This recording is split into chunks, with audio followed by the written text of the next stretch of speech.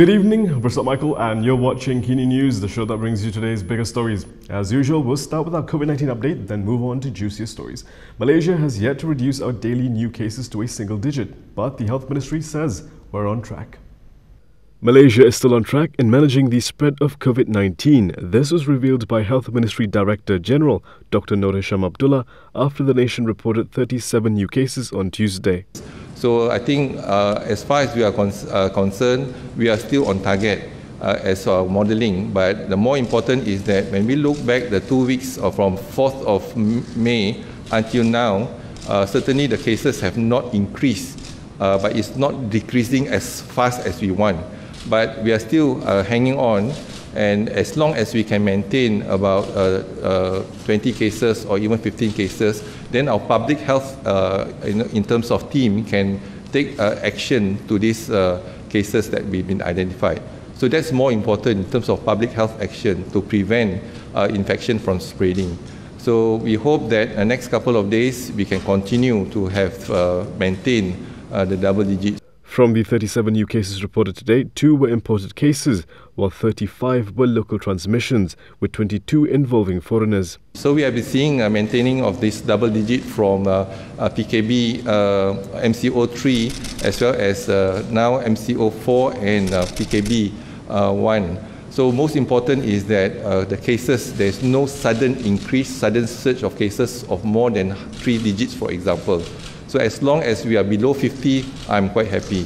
Dr. Shafee also reported 1 new death, bringing the death toll to 114. On the bright side, 31 more patients have been discharged after recovering. This means a total of 5,646 people have recovered so far. Malaysians trying to balik kampung have managed to surprise our senior Minister Ismail Sabri Yaakob.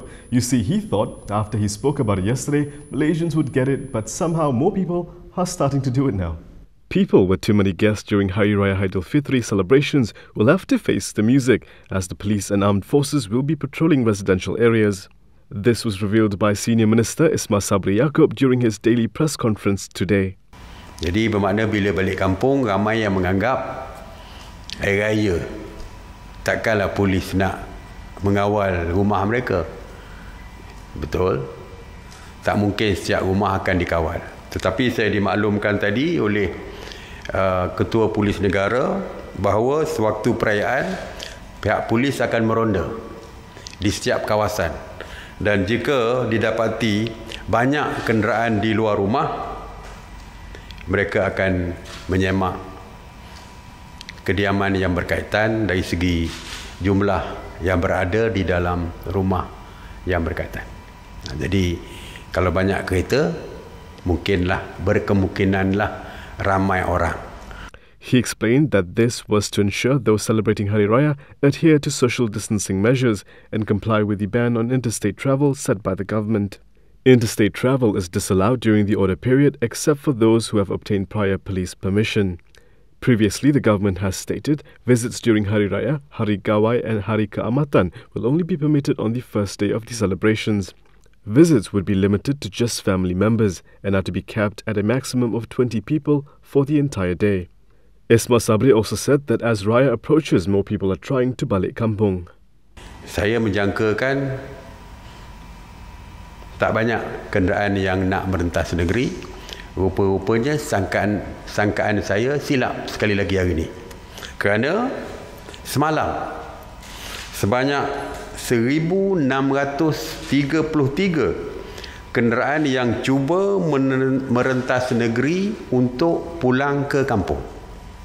Bertambah lagi lah, raya dah dekat, bertambah lagi lah agaknya. Jadi kenderaan ini telah pun diarahkan untuk berpatah balik oleh pihak polis. Maknanya semakin hari semakin bertambah, semakin dekat raya semakin bertambah. Najib Abdul Razak is finally back in court for his 1MDB case after several postponements. Former Prime Minister Najib Abdul Razak arrived at the Kuala Lumpur High Court around 2 p.m. today for his criminal trial involving alleged abuse of power and money laundering of 1MDB funds. Najib is facing 25 charges of receiving 2.28 billion ringgit, which originated from 1MDB through Tono Finance Corp, a company owned by Eric Thun, a close associate of fugitive businessperson Joe Low. The trial, which is entering its 36th day, resumed after numerous postponements due to the ongoing movement control order, among others. Among the reasons for the postponements were former 1MDB CEO Shahrul Azral Ibrahim Halmi and lead defence counsel Mohammad Shafee Abdullah being on medical leave. Shafee needing the help to prepare for his son's wedding, Shafee and the rest of the defence team going under self-imposed quarantine linked to COVID-19, the implementation of the MCO on March 18th, and Najib needing to attend a single-day parliament sitting on May 18th.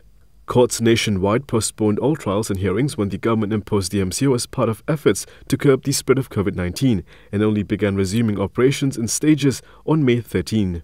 At today's proceedings, Deputy Public Prosecutor Gopal Sriram said that the prosecution may need to revise the witness list as Riza Aziz has indicated his readiness to give evidence in his stepfather's 1MDB trial. Recently, Hollywood producer Riza was granted a discharge not amounting to an acquittal by the Kuala Lumpur Sessions Court in relation to his 1MDB-linked $248 million money laundering case. Let me say this. Datuk Sri Najib have said he will never do what Lim Guan Eng did. Lim Guan Eng defense was called. Defense was supposed to provide the defense. And Attorney General Tommy Thomas withdrew the charge. Until today, Lim Guan Eng's name is stinking like crazy because the public question, how did he get acquitted when the defense has been called? Datuk Sri Najib said, I will never do that. I want to get an acquittal through the court process. PJ Old Town is still under the announced MCO, and with many elderly people stuck there, the local assembly person is trying to make sure no one is forgotten. Bukit Gasing Assembly Person Rajiv Yishyakaran handed out food aid to over 200 families at Petaling Jaya Old Town Section 2, which is currently among areas under the Enhanced Movement Control Order.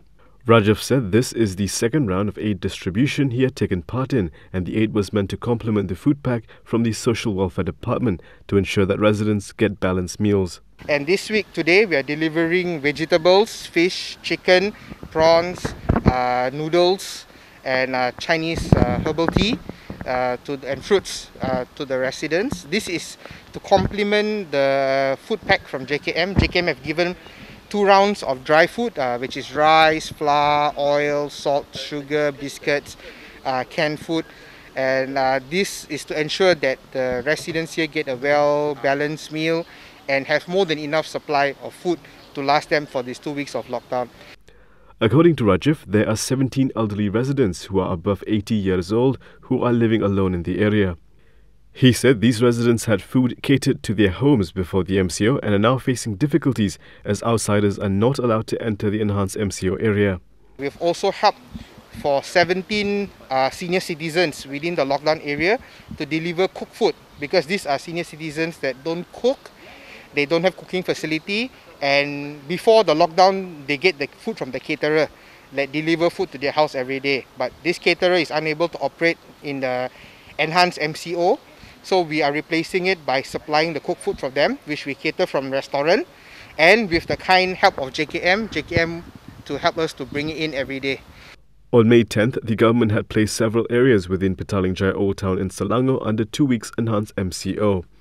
This was following detection of 26 positive COVID-19 cases from the Jalan Uthman wet market area. Rajiv said that he was informed that testing was completed a few days ago and hoped that the enhanced MCO could be lifted soon. Coming up next, more drama between Trump and the WHO. Don't go anywhere.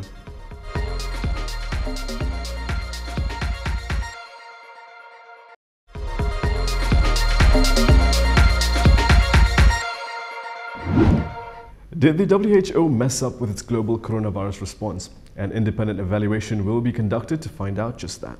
The head of the World Health Organization said on Monday that the WHO will conduct an independent evaluation of the global coronavirus response, and it will be launched as soon as possible. During a virtual meeting of their decision-making body, the World Health Assembly, on Monday, WHO Director General Tedros Adhanom Ghebreyesus said that the organization is committed to, quote, transparency, accountability, and continuous improvement. United States President Donald Trump has fiercely questioned the WHO's performance during the pandemic and led international criticism of China's handling of the early stages of the crisis. Trump said later in Washington that the WHO, which he called a quote puppet of China, had done a very sad job in its handling of the coronavirus and threatened to permanently stop funding of the WHO, as well as reconsider membership of the United States in the body, and urged countries to quote oppose rumors, stigmatization and discrimination. The review on Monday was seemingly supported by Chinese President Xi Jinping, who had previously opposed calls for a review of the origin and spread of the coronavirus. Xi also pledged $2 billion over the next 2 years to help deal with COVID-19, especially in developing countries. Tedros has always promised a post-pandemic review and said that it would come, quote, at the earliest possible moment, but warned of the dangers of returning to normal too quickly. We urge countries to proceed with caution.